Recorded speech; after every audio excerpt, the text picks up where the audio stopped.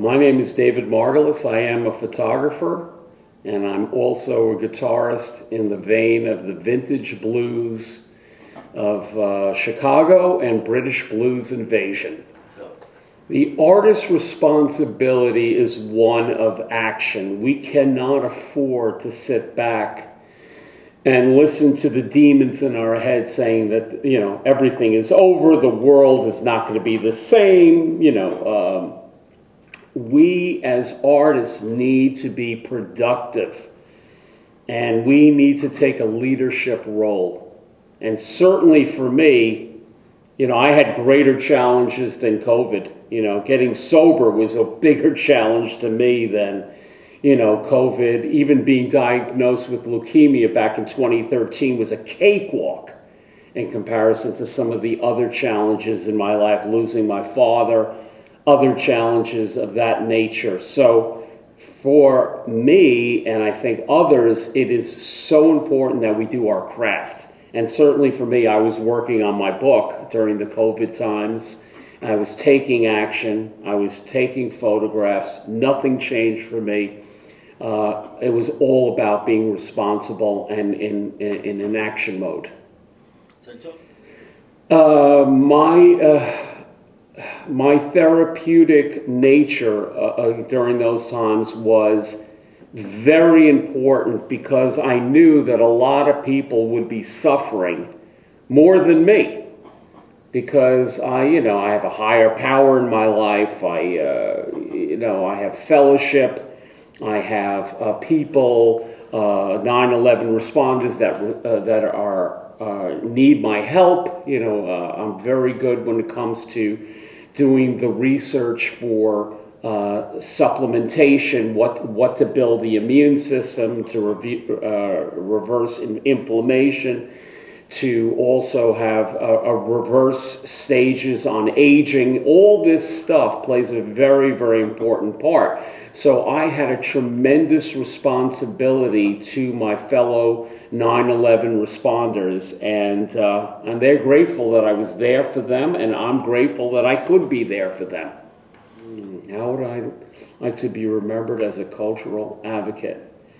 That I took my photographs, I did the work, and how I can help others, and also my place in history as being a photographer and documenting the recovery and cleanup effort. I want to be remembered that my book was used as an educational tool, so that other people who really had no idea what was going on, and certainly when people look at my book and they see certain photographs, they say, I had no idea. I had no idea that the ground zero, the WTC site looked the way it did. So I believe I will be recognized in history along with my partner, Monica Eichen, that that we played a part to make things better for somebody else. How do I feel as far as Asians being responsible? I try not to waste my time with thoughts like that, because we all have to take responsibility in what happened with COVID. Hopefully this will be a reminder that we have to take action, be prepared. Very importantly, besides vaccination and all the other things that one talks about, we also have to keep our immune system high. If you keep your immune system high and you take certain supplements that that can really keep you strong, a strong immune system is going to minimize the impact of COVID. Even people that have compromised immune systems can thrive if their immune system is high. So I don't put the blame on anybody. To me, that's a waste of time. It does nothing to help the problem. And what it does, it alienates a group, and I'm not into alienating any group. We all play a part, and we have to all take personal responsibility. How old was I when I first realized photography was my thing? Well, I look back at some of the photographs of me way back when, and there I'm sporting a Miranda 35 millimeter. I was in Russia in 1974, and I took some really cool pictures there. So I mean, at a very early age, I was into the camera. I never realized it would play such an important part. I always considered myself a New York City street photographer. So I was doing stuff like that, but as time went on, I think I rose to the occasion when 9/11 hit, and while everybody was running away from the site, I couldn't wait to get in and to do my thing.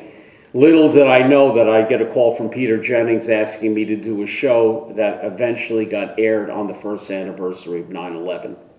So God works for us what we cannot do for ourselves. That's right. So who inspired you as a photographer? Who inspired me as a photographer? I would say many. A lot of great photographers out there. A lot of the portraiture photographers.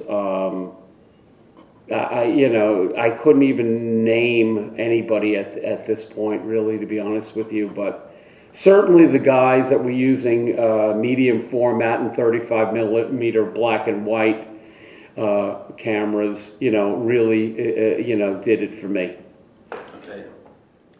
How has the pandemic changed my life? It really hasn't. The pandemic to me is just another thing to pass. We've had 9/11, we had the Vietnam War, we've had so many different things that have happened. So COVID to me is just another way of just, moving into action and not allowing a pandemic, a virus to dictate my life. I did get COVID in March of 2021. I got the monoclonal antibodies at the Englewood Hospital. In 8 days, I was back to normal. Everything was fine. So I don't let things slow me down. Have I lost anybody in COVID? Yes, I have. Yes, there have been lots of folks that I've lost in COVID. It's very, very sad when something like that happens, and misinformation is given as far as what one could do to recover. Vaccination is one thing, but keeping your health, maximized organic eating, supplementation, all the things that are very, very powerful to keep your immune system high so that it can fight it just like a flu or a common cold. What have I learned about the human fabric? This is what I've learned. Most people are followers. Most people, they just go with the flow of information and they don't do their due diligence on what can be done. So, thank God there are people who are insightful, people who have tremendous knowledge, and that it's just, it's just not a Republican thing or Democratic thing. It's a knowledge thing. And so unfortunately, most people just follow the herd instead of doing their own homework and learning, cutting edge technology and cutting edge protocols. How do we remain resilient during hard times and certainly the COVID situation? Well, I have to go back into history and view my own family's journey. My mom was a Holocaust survivor. My father was a Holocaust survivor. He was also in a concentration camp for 6.5 years. So they were survivors. My father obviously had me, so he made it out. And basically take that history and apply it to myself, that I can do exactly the same thing. I take a survivor's stance. I have a higher power. I have a mission. You know, my mission is to educate people, you know, not only with the book, but, you know, the history of what I did down there with other people helping me out, but also to be able to, you know, touch base with my history and say, they're survivors, we are survivors, the Margules family are a bunch of survivors, this is what we do.